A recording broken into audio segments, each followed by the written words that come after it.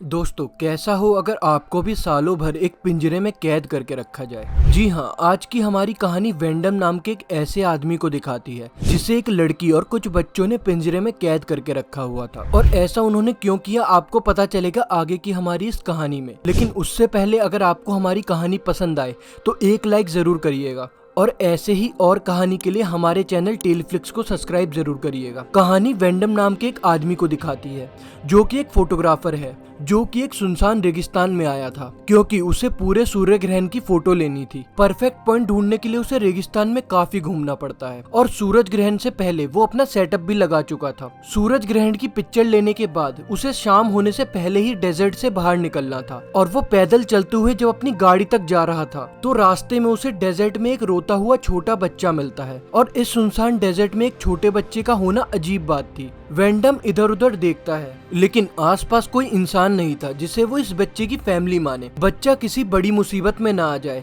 इसीलिए वेंडम उसे अपने साथ ले जाने का फैसला करता है। लेकिन बच्चा उसकी कोई बात सुनने को तैयार नहीं था और आगे आगे बढ़ता रहता है। वेंडम उससे पूछता है कि बच्चे तुम कहाँ जा रहे हो, जिस पर वो बच्चा जवाब देता है कि वहीं कहीं मेरे माँ बाप खो गए हैं और मैं उन्हें ढूंढने जा रहा हूँ। और ना चाहते हुए भी वेंडम को उस बच्चे का पीछा करना पड़ता है। वो बच्चा वेंडम को उसके कार से उल्टी डायरेक्शन में कई किलोमीटर दूर लाकर छोड़ देता है और हंसते हुए बिना कुछ उससे बोले हुए वहाँ से भाग जाता है। वेंडम ये बात समझ गया था कि ये बच्चा उसे किसी चाल के तहत यहाँ पर लाना चाह रहा था, पर अब आगे वेंडम के साथ क्या होने वाला था वो ये नहीं जानता था। वो हर हाल में शाम होने से पहले अपनी कार तक पहुँचना चाह रहा था, पर वो ये भी जानता था कि वो इतनी दूर आ चुका है कि कार तक पहुंचने में तो रात हो ही जाएगी और अंधेरे में वो इस रेगिस्तान में भटक जाएगा। और उसके साथ यही हुआ था। रात काफी हो गई थी और वो खो चुका था। वो अब यहाँ एक पत्थर के नीचे रात गुजारने का फैसला करता है और थोड़ी देर बाद वेंडम को पास में से कोई आवाज आती है, जिसकी आवाज का पीछा करने पर वो एक खाई में पहुंच जाता है जहाँ पर गहराई में एक घर था। वो बंधी एक रस्सी के सीढ़ी का सहारा लेकर वेंडम उस घर तक पहुंच चुका था। वो घर का दरवाजा नॉक करता है। उसे मदद की जरूरत थी लेकिन जब अंदर से कोई रिस्पॉन्ड नहीं आता तब वेंडम को जबरदस्ती घर के अंदर जाना पड़ता है। और अजीब बात थी कि किसी अनजान इंसान के अंदर आने पर भी ये औरत बिल्कुल भी नहीं घबराई थी। वो अपने काम में मगन रहती है। वेंडम उनसे कहता है कि मैं यहाँ खो गया हूँ और मुझे फोन की जरूरत है, क्या आपका फोन मुझे मिल सकता है?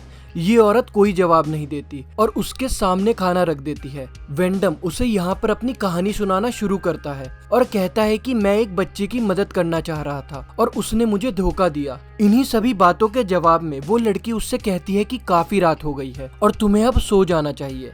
वेंडम भी खामोश होकर सोने चला जाता है, जिसके बाद ये लड़की वेंडम के सामने ही कपड़े चेंज करती है और सोने चली जाती है। सुबह जब वेंडम उठता है तो वो लड़की सो ही रही थी। वेंडम उसके घर में कुछ पैसे रखकर जब उसके घर से बाहर निकलता है तो वो देखता है कि जिस सीढ़ी के जरिए वो नीचे आया था ये जगह काफी गहराई में थी और चारों तरफ बड़े बड़े पहाड़ थे और यहाँ से बाहर निकलने का कोई और रास्ता भी नहीं था। उस लड़की के जागने पर वेंडम उससे पूछता है कि सीढ़ी कहाँ गई, जिस पर वो कहती है मुझे नहीं मालूम। वो लोग कभी कभार ही उस सीढ़ी को वहाँ पर रखते हैं। वेंडम उससे पूछता है कि यहाँ पर कोई और लोग भी रहते हैं, जिस पर वो लड़की कोई जवाब नहीं देती। वेंडम अब इंतजार करता है कि शायद वो लोग ये सीढ़ी वापस से वहाँ पर लटका देंगे। टाइम पास के लिए वो इधर उधर की तस्वीरें लेने लगता है और दोपहर तक जब वहाँ पर कोई सीढ़ी नहीं आती तो वेंडम खुद ही इन पहाड़ों पर चढ़ने का फैसला करता है। लेकिन इन गर्म पहाड़ों पर चढ़ना काफी मुश्किल था। मजबूरन उसे दूसरी रात भी यहीं गुजारनी पड़ी। अगले दिन भी जब उसको कोई सीढ़ी नहीं मिलती तो वेंडम उस लड़की से कपड़ा और एक हथौड़ी लेकर इन पहाड़ों पर चढ़ने की कोशिश करता है और इस बार वो काफी हद तक कामयाब भी हो गया था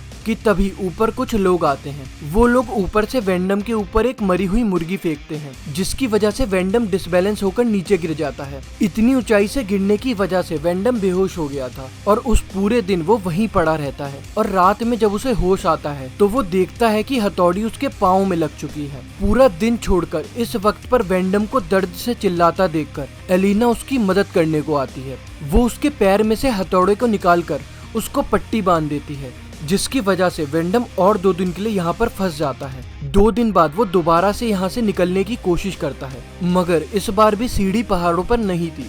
वो जोर जोर से चिल्लाता है और कहता है कि अगर कोई ऊपर है और सुन रहा है तो मेरी मदद करो। उसकी चीखें सुनकर एलिना भी बाहर आती है। वो उससे पूछता है कि आखिर कौन हो तुम और मुझसे क्या चाहते हो। अलीना घबराते हुए वेंडम को कहती है कि मैं तुम्हारा ख्याल रख सकती हूँ, मैं तुम्हें खाना दे सकती हूँ। जिस पर वेंडम कहता है कि मुझे खाना नहीं चाहिए, मुझे बस अपनी जिंदगी में वापस जाना है। एलिना यहाँ वेंडम के करीब आने की कोशिश भी करती है, लेकिन वेंडम उससे दूर चला जाता है। और तभी वहाँ ऊपर से कुछ लड़के उसे देखकर कहते हैं कि ओ लड़के, तुम मदद के लिए चिल्ला रहे थे, तो बताओ क्या चाहिए तुम्हें। उन्हें देखकर वेंडम बहुत ज्यादा खुश हो जाता है और कहता है कि मुझे बस एक रस्सी चाहिए जो मुझे यहाँ से निकाल दे। वो लड़का उसे ये कहकर यहाँ से चला जाता है कि मैं उस रस्सी को ढूंढ कर लाता हूँ, तुम मेरा यहाँ पर इंतजार करना। वेंडम बहुत खुश था, उसे एक उम्मीद नजर आई थी और कुछ देर बाद उसे रस्सी भी दे दी जाती है। वो लड़के वेंडम को कहते हैं कि इस रस्सी को अपने ऊपर अच्छे से लपेट लो। वेंडम उस रस्सी को अपने ऊपर अच्छे से बांध लेता है और वो लड़के उसे ऊपर की तरफ खींचना शुरू कर देते हैं। वो लड़के अचानक उसके ऊपर खींचना बंद कर देते हैं। अब वो लड़के बंधी हुई रस्सी को बुरी तरीके से हिला रहे थे। वेंडम जोर जोर से चिल्लाता है कि छोड़ दो मुझे, ऐसा मत करो, मगर वो लोग उसकी एक भी बात नहीं सुनते और पहाड़ों से टकराने पर वो बेहोश हो जाता है। पर एलिना आकर उनको उनकी लैंग्वेज में कहती है कि इसे छोड़ दो और वो बच्चे उसे नीचे गिरा देते हैं।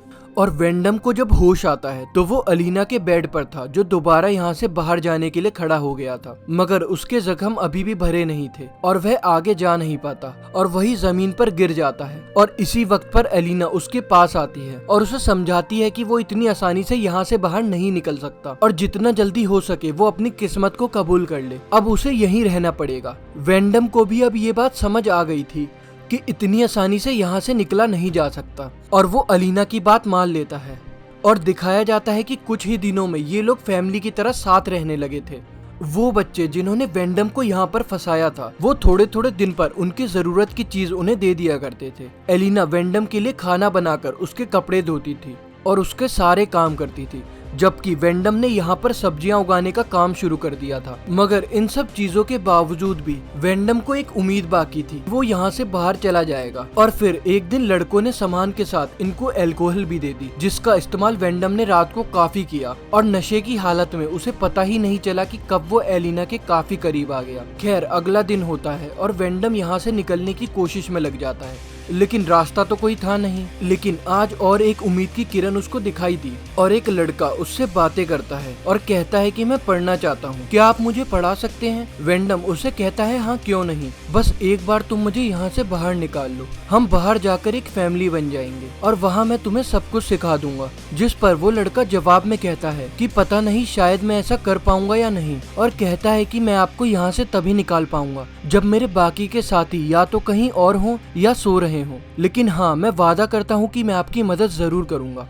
बस आप तैयार रहना। जिस पर वेंडम कहता है हाँ क्यों नहीं। उनके इन्हीं बातों के बीच वहाँ पर उनका एक साथी आ जाता है और वेंडम को उस लड़के से बात करते हुए पकड़ लेता है। और जब वो घर के अंदर आता है तो अलीना उसको बताती है कि अब वो प्रेग्नेंट है, जिसको सुनने के बाद वेंडम काफी परेशान हो चुका था। काफी वक्त गुजर जाता है, लेकिन वो बच्चा जिसने कहा था कि वो वेंडम की मदद करेगा, वो अभी तक नहीं आया था। और एक रात उन्हें ऊपर से लड़कों की अजीबोगरीब आवाज सुनाई देती है, जिस पर अलीना उसको बताती है कि वो लड़के अपना कुछ रिचुअल कर रहे हैं। अगली सुबह वेंडम को अलीना की रोती चिल्लाती आवाज सुनाई देती है और वो जब बाहर आता है तो वो देखता है कि वो लड़का जिसने वेंडम की मदद करने को कहा था, उसको इन लड़कों ने मार कर पहाड़ों के ऊपर लटका दिया था। और उसी को देखकर अलीना जोर जोर से रो रही थी, जिसके बाद वो वेंडम से कहती है कि ये मेरा बच्चा था और तुम्हारी वजह से मारा गया, और एक लकड़ी का टुकड़ा उठाकर वेंडम को मारना शुरू कर देती है। वो वेंडम को इतना मारती है कि वो बेचारा अधमरा हो जाता है,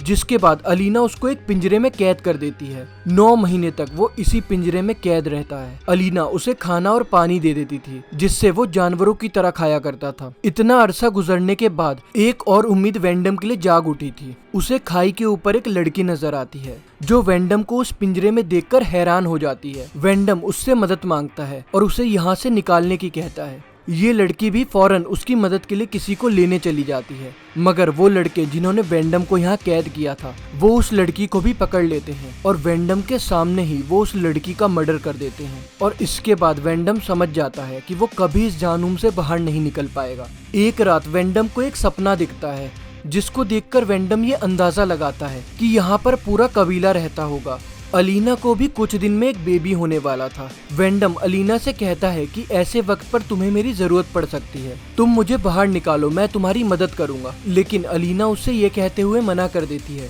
कि नहीं, मैं सब कुछ संभाल लूंगी, मैं पहले भी ये काम कर चुकी हूँ। और अलीना का जवाब सुनने के बाद वेंडम उससे कहता है कि प्लीज मुझे इस जेल से बाहर निकालो और मुझे जानूम भरी जिंदगी से आजाद कर दो, पर अगर तुम ऐसा नहीं कर सकती हो तो तुम मुझे मार ही दो। मगर अलीना ये सारी बात सुनते सुनते यहाँ से जा चुकी थी। वेंडम यही बात बार बार चिल्ला रहा था। कुछ दिन के बाद दोबारा अलीना वेंडम के पास आती है। वो उसका पिंजरा खोलकर कहती है कि प्लीज मेरी मदद करो, मैं मुश्किल में हूँ। ना चाहते हुए भी उसको उसकी मदद के लिए बाहर आना पड़ता है, लेकिन वो खुद भी इतने दिन से पिंजरे में रहने के कारण ठीक से चल नहीं पा रहा था। आज वेंडम देखता है कि वो सीढ़ी भी यहाँ पर मौजूद है, जिसके जरिए वो यहाँ से बड़ी आसानी से निकल सकता था। पर वो अपने आप को आजाद करवाने से बेहतर अलीना की मदद करने का सोचता है। अलीना को एक बेटा पैदा होता है, जिसे देखकर ये दोनों बहुत खुश होते हैं। इस बच्चे के पैदा होते ही ऊपर से वो लड़के जिन्होंने वेंडम को यहाँ पर कैद किया हुआ था, वो सब नीचे उतर कर आते हैं और बहुत बेदर्दी से वो वेंडम का गला काट कर उसको मार डालते हैं। और वेंडम की लाश आज तक यहीं पड़ी सड़ रही है, जिसे दिखाते हुए ये कहानी यहाँ पर खत्म हो जाती है।